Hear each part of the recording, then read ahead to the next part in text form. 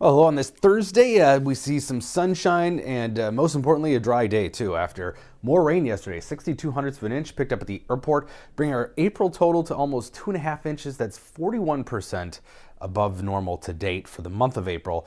And our spring total is at 1.5 times the normal amount. And there continues to be three main pockets of way above normal precipitation. We talked about this a few weeks ago. But once again, around the Twin Cities, normal to 1.5 times above, but then the North Shore, of course, a lot of this has fallen as snow, but double or more normal precip, but also along the Red River Valley, around the Fargo-Moorhead areas as well, another pocket there. So three main areas. And of course, yesterday's precip fell in the form of snow for some spots, from Bemidji up to the international border, several inches in some places. Bemidji saw 5 inches, and then up the North Shore, several inches of snow, around 4.5 in Grand Marais. Not quite as much as they had expected, so it's probably some good news there, but still, they've got 2 feet of snow on the ground in the woods in many parts of the higher terrain up from the North Shore. High pressure across the Dakotas today, pushing into southern Minnesota. It is trying to keep those clouds at bay. We do have clouds drifting in from the north, so the northern half of Minnesota will see less sun than the southern half of the state, but generally drier air as these clouds move south. But that's why we're seeing a little bit of a midday increase in some of those clouds that'll break back up, should be brighter for most of the afternoon. As well as we heat up through that layer of some cool, moist air. You can kind of see that here on the European model. Some midday clouds scattered around, and then they kind of lift, or seemingly lift north, but that's really the sun burning through, warming up through that layer. Now, we do have some unsettled weather to talk about the next couple of days. Storm Prediction Center has a slight risk of severe storms tomorrow night into parts of southern Minnesota. I think this is a little aggressive.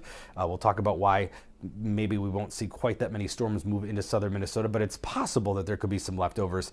And then heading into Saturday, a little bit better chance as far as the setup, but this fast-moving cool front may not produce much in the way of the number of storms late Saturday. And in between, our warmest day yet this year, 70s still on track for Saturday, but moisture also increasing. Dew points in the 60s.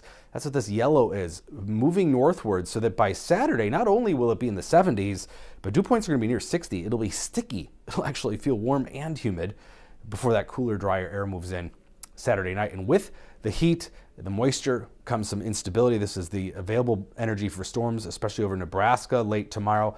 And then again, a narrow area of some of that convective available energy across Minnesota ahead of that cool front late Saturday, but it won't be quite as intense. So neither tomorrow or Saturday look particularly impressive for severe weather across Minnesota, but we are going to see some thunder showers try to move out of Iowa late tonight into tomorrow morning.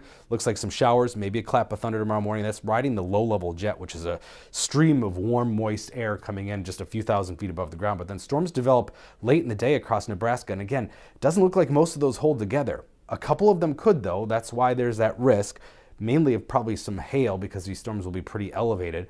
But then late Saturday, we'll see some storms pop up again along that front.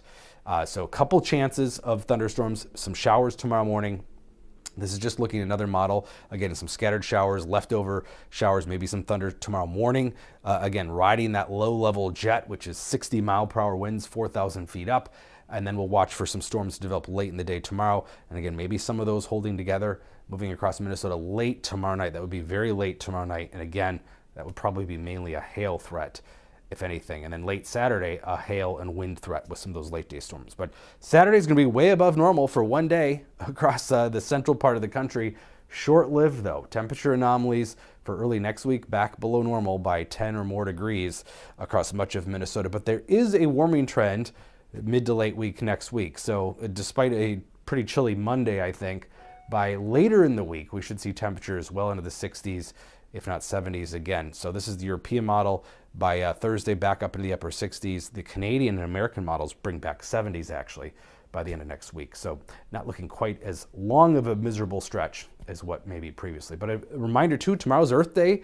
And since Earth Day, the Twin Cities has warmed almost 4 degrees. Minnesota has warmed almost 3 degrees. The national average, 2.6. So we are beating the national average on both accounts. Just a reminder, despite one cool month here, all of last year was very warm. Mid-50s today, temperatures near 60 tomorrow, so that tells you alone that we're not going to see all-day activity, but again, some showers in the morning, maybe some overnight thunderstorms, and then late-day thunder Saturday, 75, and then back below normal for Sunday, Monday, Tuesday next week, but then back upwards, I think back towards normal or above by the middle and later part of next week.